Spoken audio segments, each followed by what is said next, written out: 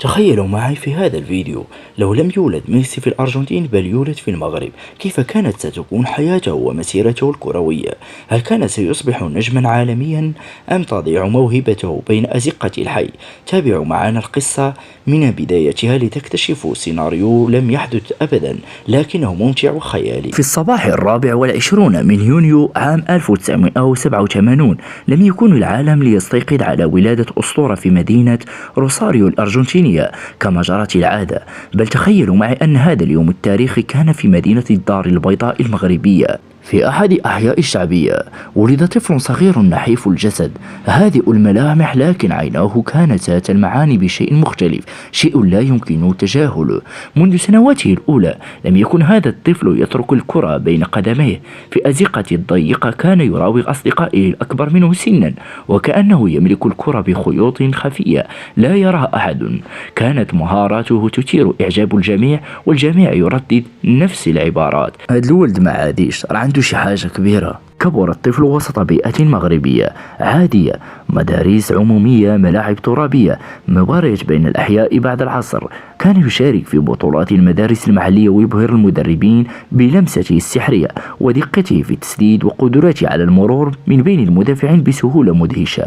لكن على عكس ما حدث في حياته الحقيقية بالأرجنتين، لم تكن هناك أكاديمية برشلونة تراقبه عن بعد، ولها كشافون أوروبيون يتقربون من موهبته، بل كان يعتمد على حب الناس لكرة القدم وتشجيع الجيران والمدربين المحليين له. في الواقع ميسي عانى من نقص هرمون النمو في طفولته، وهو ما احتاج إلى علاج مكلف عقد مسيرته لاحقا.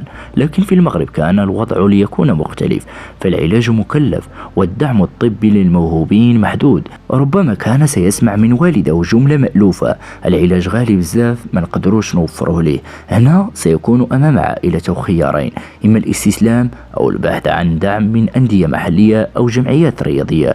لو كان هناك نية قوية، ربما كانت الأكاديمية محمد السادس لكرة القدم لا تحتضنه وتتكلف بعلاجه مثل ما فعلت مع مواهب مغربية كبيرة من قبل. لو تلقى هذا الطفل الدعم المطلوب، لكان من الطبيعي أن يلتحق بأحد الأندية الكبرى: الوداد الرياضي أو الرجاء الرياضي أو الجيش الملكي أو غيرها. وفي ظرف سنوات قليلة كان سيصبح نجم البطولة الوطنية المغربية، يتحدث عنه الجمهور في المقاهي والشوارع، وتشاهد مهارته في مباريات القمة المحلية. كان سيبهر الجماهير بأسلوبه الفريد من المراوغة والتمريرة السحرية، وربما يلقبونه بالبرغوث المغربي. ومع انتشار وسائل التواصل الحديثة قد تلتقط موهبته عدسات العالم، وربما تأتي لحظات حاسمة في مسيرته: انتقال إلى أوروبا من بوابة نادي فرنسي أو إسباني، مثل ما حدث مع الكثير من المغاربة. لو بلغ ميسي المغربي هذه المرحلة، فستكون وجهته الطبيعية للمنتخب المغربي. تخيلوا منتخب المغرب يضم لاعب مهارة ميسي وسط تشكيلة الأسود. بطولة إفريقيا ستكون أكثر اشتعالا، وتصفية كأس العالم تكون أكثر إثارة. قد يصبح المغرب من المنتخبات التي تسيطر على القارة، وربما يصل إلى النهائي في كأس العالم كما فعلت كرواتيا مع مودريتش. لكن هذه الصورة الجميلة ترتبط بعامل أساسي: هل كانت البيئة الرياضية في المغرب ستمنحه الفرصة الكاملة للتألق؟ هل كانت البنية التحتية والدعم الإداري والاحترافي في التسيير ستساعده على تحقيق كل ذلك؟ قصة ميسي المغربي ليست فقط خيالا، بل هي مرآة تسلط الضوء على حقيقة يعيشها كثير من الأطفال الموهوبين في الوطن العربي بالكامل.